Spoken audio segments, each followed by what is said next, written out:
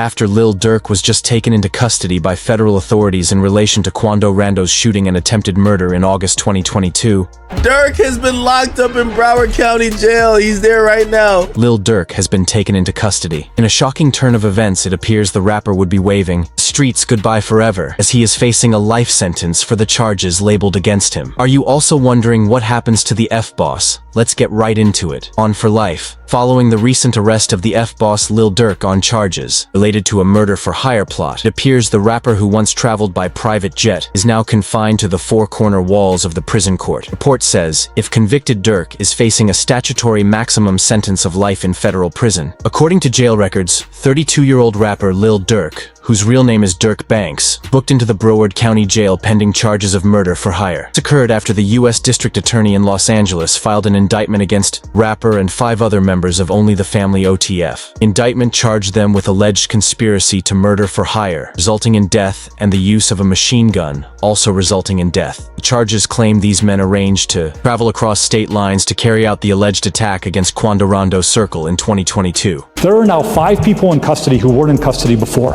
5 people who were alleged to have committed a murder in broad daylight in the middle of the afternoon in the city of Chicago.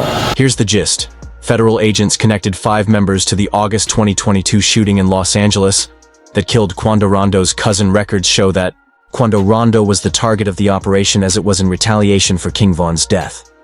As it turned out, it appears the feds have been looking for a substantial link connecting the big fish Lil Durk to the murder-for-hire charge labeled on his affiliates. Somehow the feds knew the crime was a continuation of the tragic events that unfolded in 2020, the premises of Monaco Hookah Lounge in Atlanta, which led to the death of Lil Durk's bestie, King Von. Now, I think the feds need no informant to tell them that if it concerns King Van's death, Lil Durk definitely called the shots. I think it was only a matter of time before the feds connected Lil Durk to the August 2022 shooting, especially when the feds indicted and arrested. Those 5 members for the hit knew the paperwork and evidence to take down Lil Durk was piling up. No wonder Lil Durk was hit with the most devastating events of his career as soon as the feds got what they wanted. Durk has been locked up in Broward County Jail. He's there right now.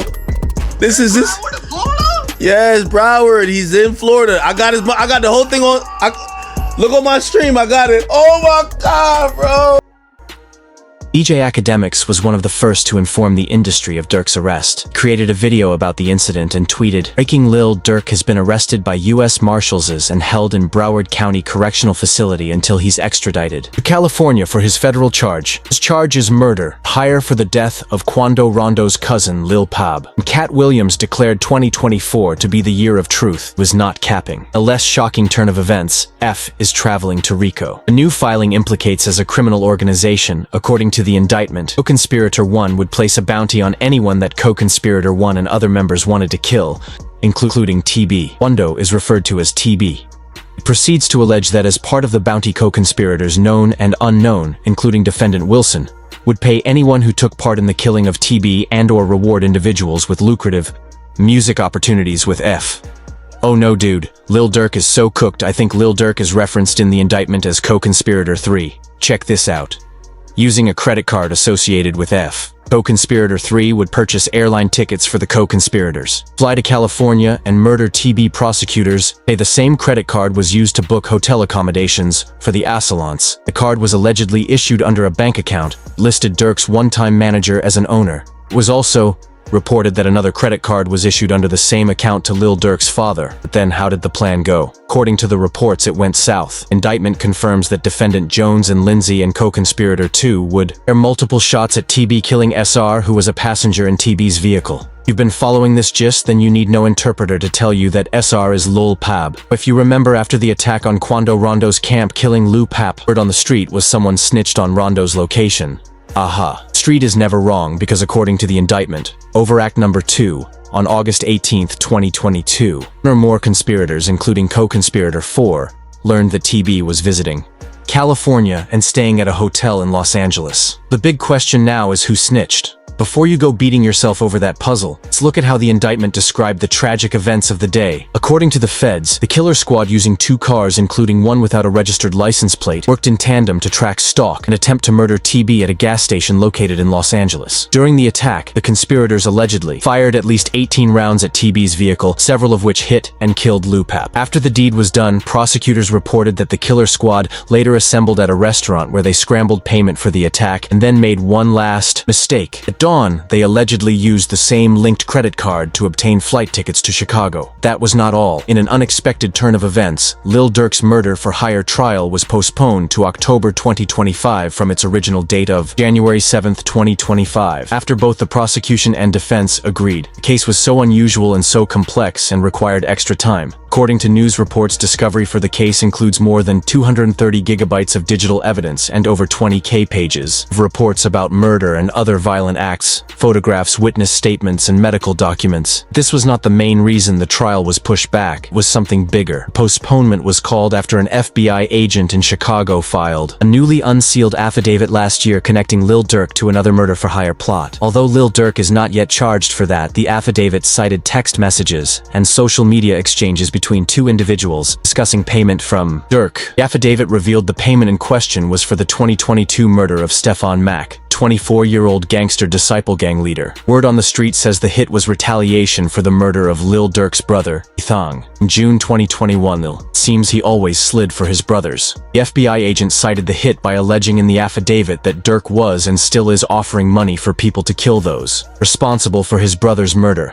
including his longtime ops gangster disciples members. Lil Durk's legal team's effort to get him out of jail on pre-trial release has been unsuccessful. This is largely because prosecutors use the FBI agent's unsealed affidavit as evidence that Durk is not fit for pre-trial release. In a filing, prosecutors claim the unsealed affidavit underscores why the defendant cannot be released pending his trial. Let's not forget that Lil Durk is in this mess right now because he was triggered by the Slide for Vaughn campaign by fans urging him to get back at the folks who killed his bestie. Here it is. It says, the charges mark the latest fallout from the high-profile killing of King Von. They connecting dots. What this means is that prosecutors have reasons to believe the case has deeper roots in a long-standing conflict. The altercation between Rondo's crew and King Von in 2020 ended with Van's tragic death in Atlanta. I was researching this case. I came across a comment from a YouTube user that is significant for its subtle observation. It's truly unfortunate that all this mess is happening because of an ego-filled fistfight that happened in 2020. It's even pathetic to see that what is left of that unfortunate occurrence is nothing but a bowl of consequences that Durk might live with the rest of his life. But you cannot blame Durk. I fully understand why Durk had to slide for Vaughn. Let me tell you about the connection Durk shared with his friend,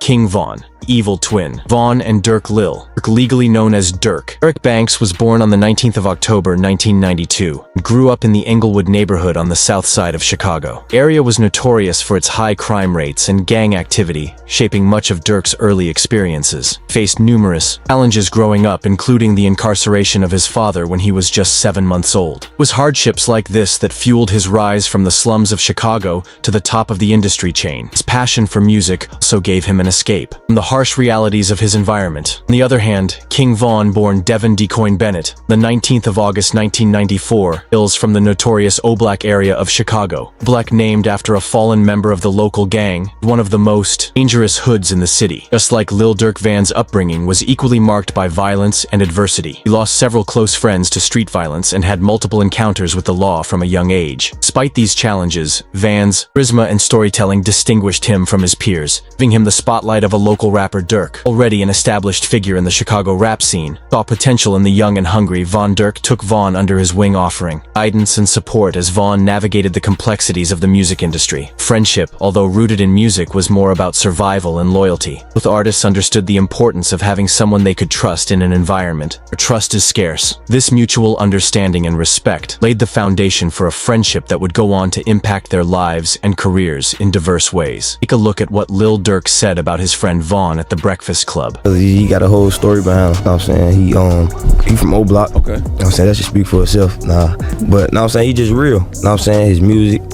he just a real nigga, just I fuck with him. You know what I'm saying? It's my brother, twin. As their bond grew, Lil Durk signed King Von to his label Only the Family, which was a major turning point in their professional partnership. King Von's first mixtape, Grandson Volin, which came out in 2019, had 2 songs with Durk: Crazy Story 2, Zero In and Twin Neems. The mixtape was a commercial success, and Van's storytelling prowess quickly garnered a dedicated fan base and also cemented the connection between the twins. It is important to note that Von was a dangerous figure on the street before he started making music. He only started rapping after winning a murder case in 2017. No wonder when he started making music, he didn't leave the street behind. He dissed every rapper who dared to stand in his way. King Von, who had been a member of the Black Disciples gang, constantly dissed members of STL, his biggest rival gang, who hailed from the 23rd, just a block away from the O-Black, the Black Disciples domain. As a teenager, Von found himself drawn into the violent world of gang life. He became a member of the Black Disciples, a gang with deep roots in Chicago's criminal underworld. The allure of power, respect, and protection offered by the gang was too strong to resist. Von quickly rose through the ranks, earning a reputation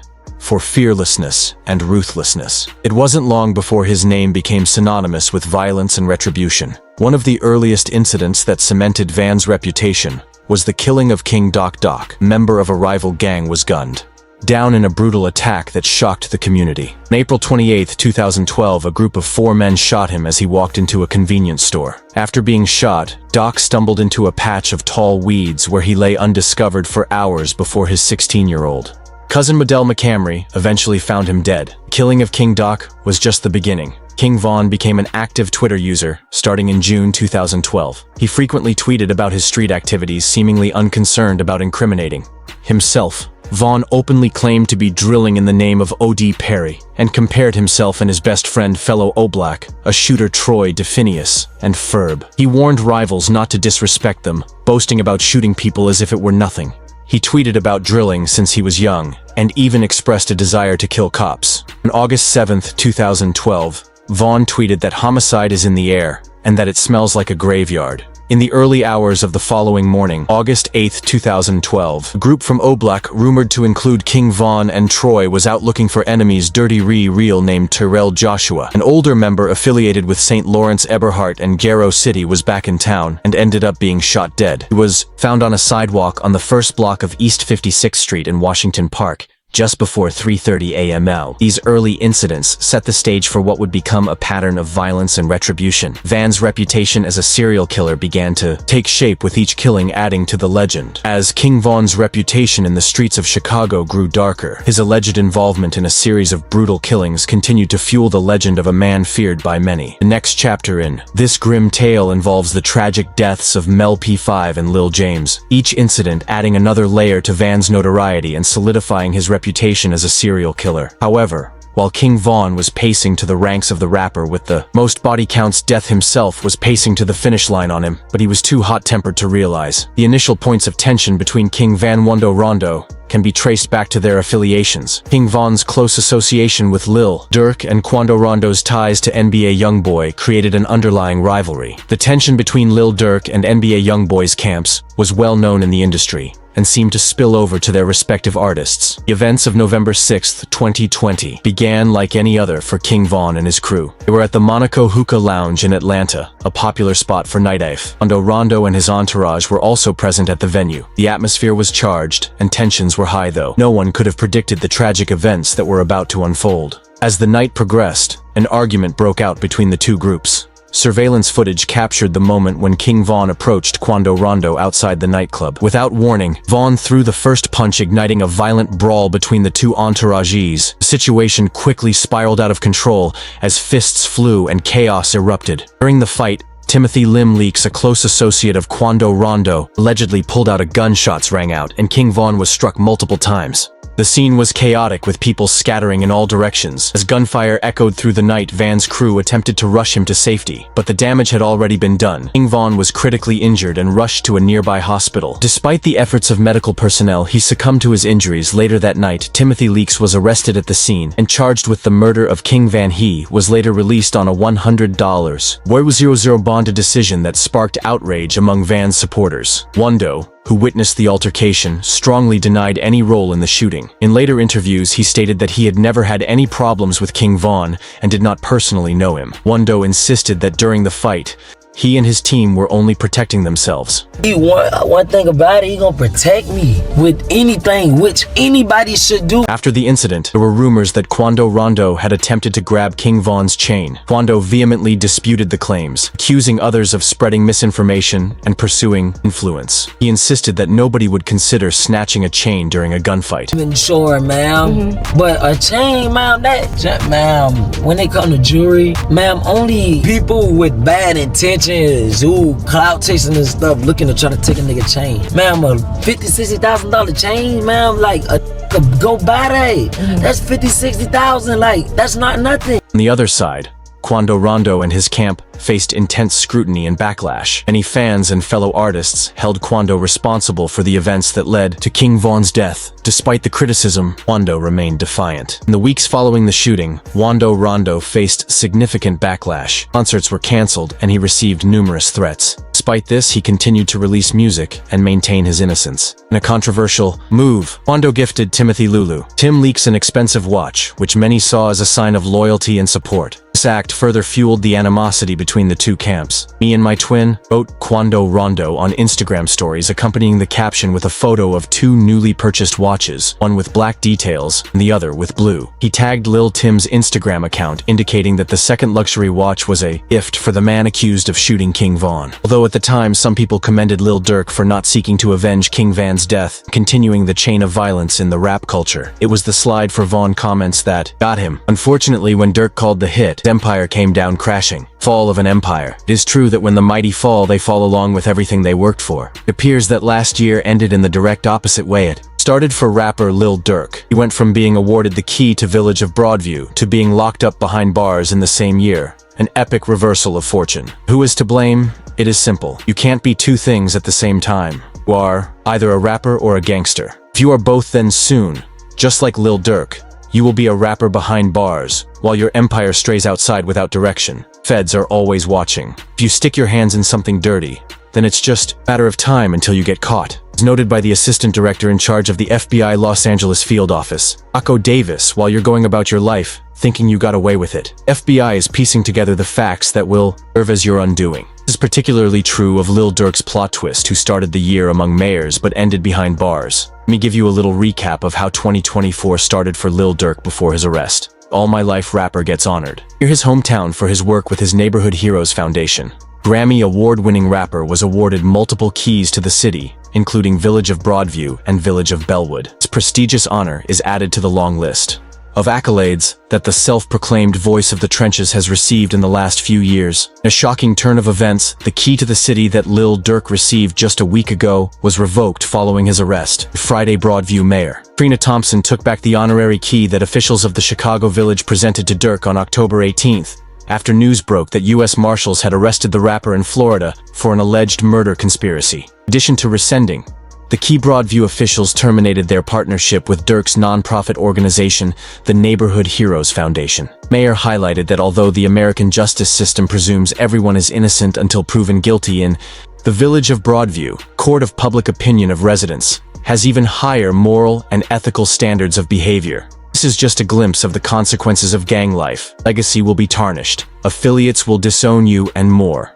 Likely you end up behind bars if you are lucky. Or if you are unlucky, just like King Von, the consequences of gang life will get you boxed 6 feet underground. In line with Durk's arrest, fans wondered if Lil Durk's empire would still be standing at the end of the day.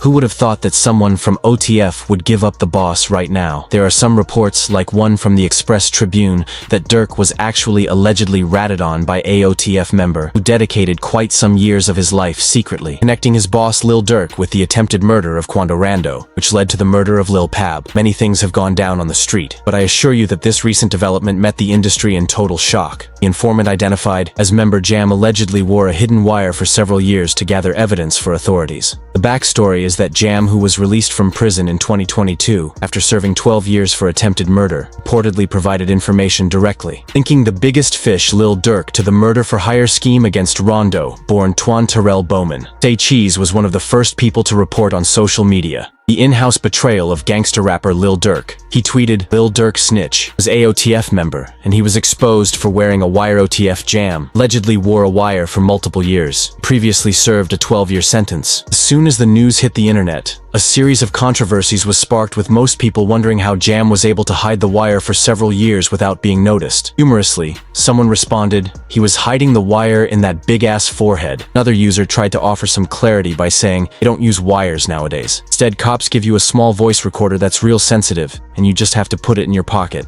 However, this user's opinion seemed to be up to date. With technological advancement, says a wire. My opinion, not a fact, but every device around you is considered a wire. You don't necessarily have to wear a movie wire. Your phone is the wire, I believe. Well, be honest, using wire to rat sounds like some old school rat thing. I believe technology has moved forward, and so have rats. What was more shocking was the fact that when Jam was in jail, word on the street was that Lil Durk held the ground for him, provided for his family, and paid for his lawyers.